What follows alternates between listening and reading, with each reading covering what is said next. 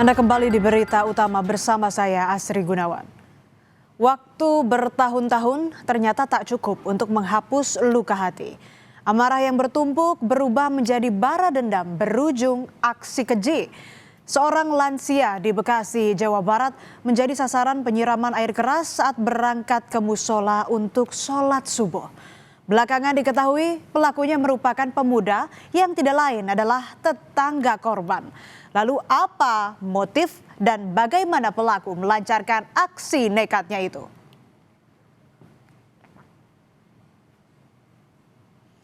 Suasana subuh yang hening di perumahan Bumi Sani Permai, Tambun Selatan, Bekasi mendadak berubah menjadi genting pada Senin subuh 30 Maret lalu.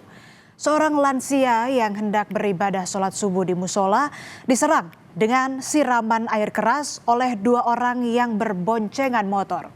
Usai menyiram cairan keras ke korban, pelaku langsung kabur berbelok ke kanan gang perumahan.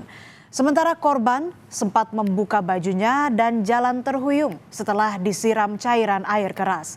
Akibat penyiraman air keras ini, korban mengalami luka bakar 70%.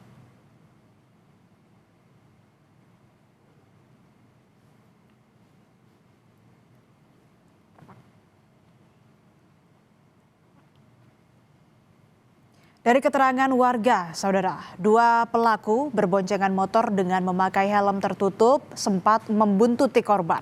Pelaku sempat berputar di sekitar komplek dan mengamati pergerakan korban. Rupanya aksi teror penyiraman air keras ini bukan kali pertama terjadi di wilayah tersebut. Sebelumnya, dua mobil di sekitar TKP juga disiram cairan air keras. Warga di sekitar TKP mengaku khawatir dengan aksi teror tersebut dan langsung melaporkan peristiwa penyiraman air keras ke polisi. Menurut informasi tukang sebelah tetangganya itu melihat dua motor dengan pakai helm itu lengkap. Dan itu sudah muter-muter sehingga terjadi di situ di perbatasan RT saya dengan RT 2. Ini sudah yang kedua.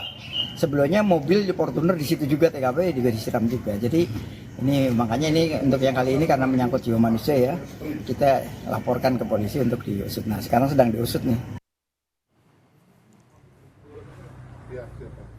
Polisi akhirnya menangkap dua pelaku penyiram air keras terhadap seorang lansia di Tambun, Bekasi, Jawa Barat.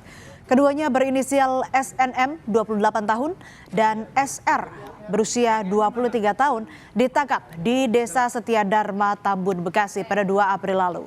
Dari penangkapan dua pelaku ini terungkap adanya pelaku lain yang merupakan dalang dari penyiraman air keras. Polisi juga menyita sejumlah barang bukti yang digunakan pelaku saat beraksi.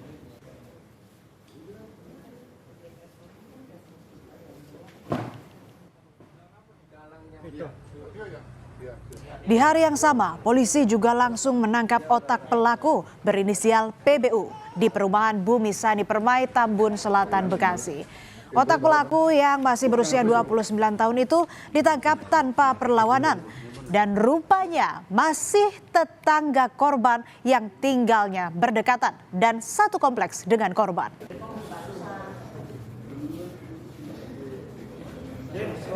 Jabatan nih, tersangkanya nih. Polisi mengungkap motif pelaku PBU sebagai otak penyiraman air keras karena dendam dengan korban. Pelaku menyimpan sakit hati sejak tahun 2018. Saat itu pelaku merasa direndahkan oleh korban karena bekerja sebagai ojek online. Selain itu, korban juga pernah menutup tempat sampah pelaku dengan pot bunga pada 2023 lalu. Rasa sakit hati masa lalu itu terpantik kembali saat korban dan pelaku bertemu di musola pada 2025. Pelaku tersinggung karena pelaku merasa korban memandangnya dengan sinis. Saat itulah pelaku mulai merencanakan aksi keji penyiraman air keras. Untuk membalaskan dendam ini, saudara, pelaku pun merekrut dua eksekutor dengan iming-iming uang imbalan sebesar 9 juta rupiah. Sebelum hari kejadian, pelaku PBU yang merupakan aktor intelektual sudah mempersiapkan dengan matang seluruh alat yang dibutuhkan, termasuk membeli cairan keras asam sulfat. Ia juga bahkan sengaja membeli motor yang akan digunakan para pelaku. Yang menyiapkan alat adalah tersangka PBU.